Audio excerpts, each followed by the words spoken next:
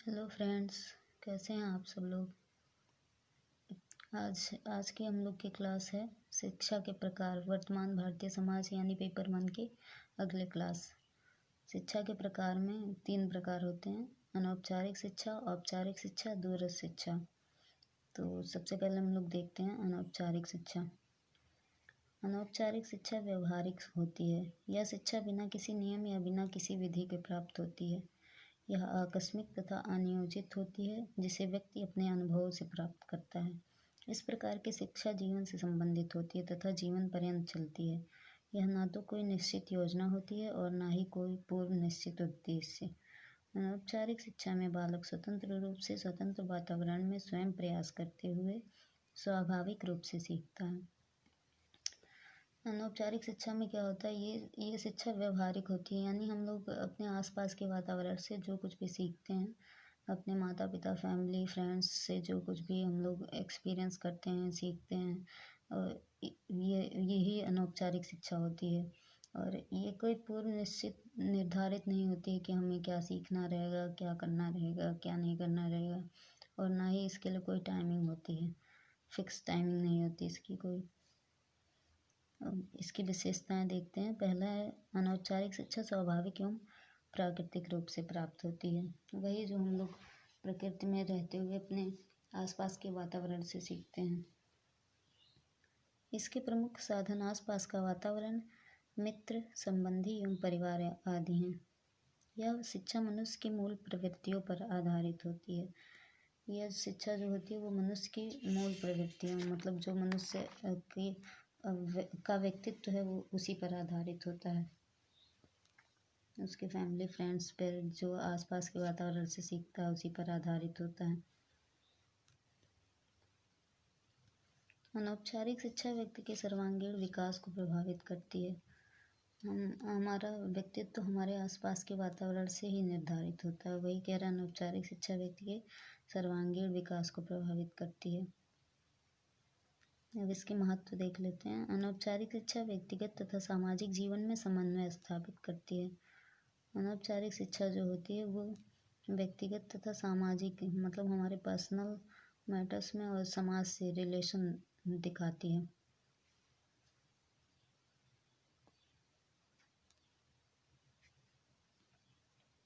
अनौपचारिक शिक्षा जीवनोपयोगी ज्ञान तथा अनुभव प्रदान करती है। अनौपचारिक शिक्षा द्वारा सामाजिक भावना का भी विकास होता है।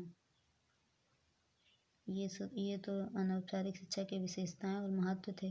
अब अगला है हमारा औपचारिक शिक्षा, जिसको नियमित शिक्षा या विद्यालय शिक्षा भी कहते हैं।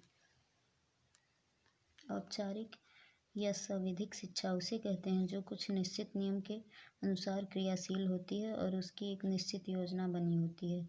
इसके लिए विशेष शिक्षा संस्थाएं होती हैं। शिक्षा के औपचारिक साधनों के अंतर्गत वे संस्थाएं आती हैं जिनके द्वारा किसी पूर्व निश्चित योजना के अनुसार बालक को नियंत्रित वातावरण में रखते हुए शिक्षा के संकुचित अथवा निश्चित उद्देश्य को प्राप्त किया जाता है। शिक्षा के औपचारिक साधनों का संपूर्ण वातावरण नियंत्रित होता है। इनके कार्य करने का स्थान तथा समय भी निश्चित होता है, जैसे विद्यालय, चर्च, मदरसा, पुस्तकालय आदि। तो औपचारिक शिक्षा जो हम लोग विद्यालयों में जाके प्राप्त करते हैं, जिनका एक डेफिनेट टाइम होता है और पाठ्यक्रम पहले से ही निर्धारित रहता है, हमें क्या पढ़ना है, कितना पढ़ना है, कितने टाइम तक पढ़ना है, और ये इसके लिए एक अलग से मतलब वातावरण भी बनाया जाता है और इसमें सब कुछ नियंत्रित होता है। अब इसकी विशेषताएं। औपचारिक शिक्षा सुनियोजित एवं निश्चित उद्देश्यों पर आधारित होती है। वही औपचारिक शिक्षा जो पहले से ही निर्धारित होती है उस पर आधारित होती है। औपचारिक साधनों द्वारा संस्कृति का संरक्षण, सुधार तथा हस्तांतरण होता है। इनके द्वारा मानव समाज के उन अनुभवों तथा गुणों को निश्चित समय में प्राप्त किया जा सकता है जो अन्य साधनों के द्वारा असंभव है। एक निश्चित टाइम में हम कोई अपने अनुभव, जो भी हमें पाठ्यक्रम निर्धारित किया गया है, हम जिस विषय का चुनाव करते हैं उसी आधार पर हम निश्चित चीज़ों को निश्चित समय में सीख सकते हैं। अब इसके कुछ दोष भी हैं, जिसमें पहला है औपचारिक शिक्षा निर्जीव, अस्पष्ट तथा किताबी होती है। ये तो सबको ही जानता है। इस प्रकार की शिक्षा पाठ्यक्रम से जकड़ी रहती है। बालक को समय चक्र तथा कठोर अनुशासन के बंधनों में जकड़कर नियंत्रित वातावरण में रखा जाता है, जिससे बालक का सामाजिक विकास प्रभावित होता है। जब बालक समाज के संपर्क में नहीं आता है तो उसका व्यक्तित्व प्रभावित होता है। वो एक कुछ लोगों के बीच ही बंद कर रह जाता है और समाज की चीज़ों को सीख नहीं पाता है। अगला है दूरस्थ शिक्षा। इसको दूरवर्ती शिक्षा या निरौपचारिक शिक्षा भी कहते हैं। दूरस्थ शिक्षा एक बहुआयामी शिक्षा व्यवस्था है। इसको अनेक नामों से जाना जाता है, जैसे मुक्त अधिगम या शिक्षा यानी ओपन लर्निंग या एजुकेशन, पत्राचार शिक्षा, करस्पॉन्ड एजुकेशन, बाहरी अध्ययन यानी एक्सटर्नल स्टडी, गृह अध्ययन यानी होम स्टडी एवं परिसर से बाहर अध्ययन यानी ऑफ कैंपस स्टडी इत्यादि। दूरस्थ शिक्षा में विद्यार्थी कक्षा से दूर विभिन्न आधुनिक उन्नत संचार माध्यमों से स्वतंत्र अथवा स्वतंत्रतापूर्वक शिक्षा ग्रहण करता है। सैद्धांतिक रूप से दूरस्थ शिक्षा से तात्पर्य शिक्षा के ऐसे अप्रचलित एवं अपरंपरागत उपागम से है, जो परंपरागत यानी औपचारिक शिक्षा के मानकों पर प्रश्न चिन्ह लगाता हुआ इससे पृथक मापदंडों को प्राथमिकता प्रदान करता है। यानी कि दूरस्थ शिक्षा ऐसे लोगों के लिए, जैसे कुछ लोग जो स्कूल नहीं जा पाते हैं, निश्चित वातावरण में नहीं रह पाते हैं, उनको मतलब घर से दूर नहीं जा पाते हैं, उनको घर पे ही संचार माध्यमों के द्वारा शिक्षा ग्रहण कर सकते हैं। आवश्यकता।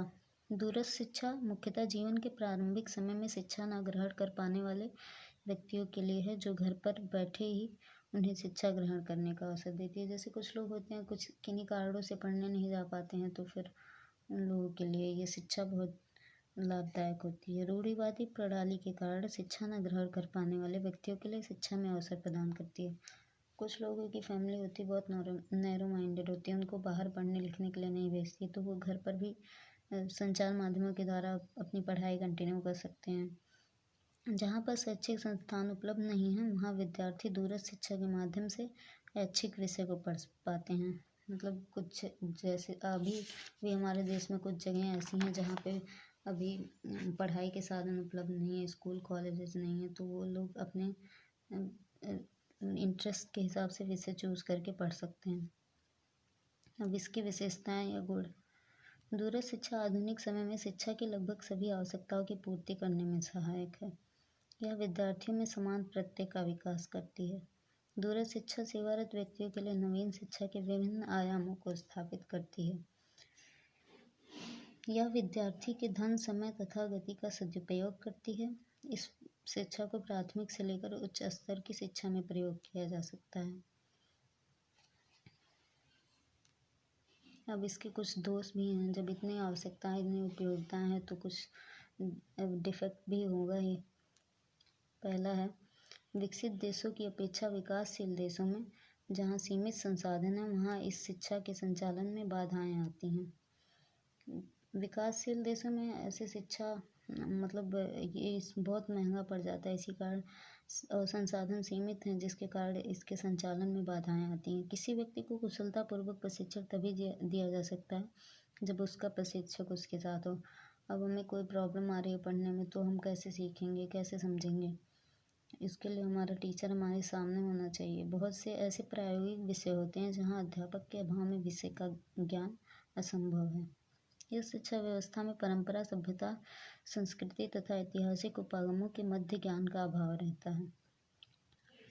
ये तो तीनों टाइप हो गए, अनौपचारिक शिक्षा, औपचारिक शिक्षा, निरौपचारिक शिक्षा या दूरस्थ शिक्षा। अब औपचारिक तथा अनौपचारिक शिक्षा में अंतर, ये सबसे ज़्यादा ज़रूरी पॉइंट है और ये बहुत पूछा जाता है एग्ज़ाम में। इसमें पहला है, औपचारिक शिक्षा का उद्देश्य सामान्य तथा आदर्शात्मक होता है और अनौपचारिक शिक्षा का उद्देश्य वास्तविक, विशिष्ट तथा समयानुसार होता है। यह सामाजिक जीवन की आकांक्षाओं, मान्यताओं, आदर्शों तथा आवश्यकताओं की प्रतीक है। और अनौपचारिक शिक्षा, इसका उद्देश्य व्यक्ति निहित आवश्यकताओं तथा समस्याओं की जानकारी एवं उनका समाधान है। औपचारिक शिक्षा का क्षेत्र व्यापक है, यह नियंत्रित एवं क्रमिक है, जबकि अनौपचारिक शिक्षा का क्षेत्र सीमित है।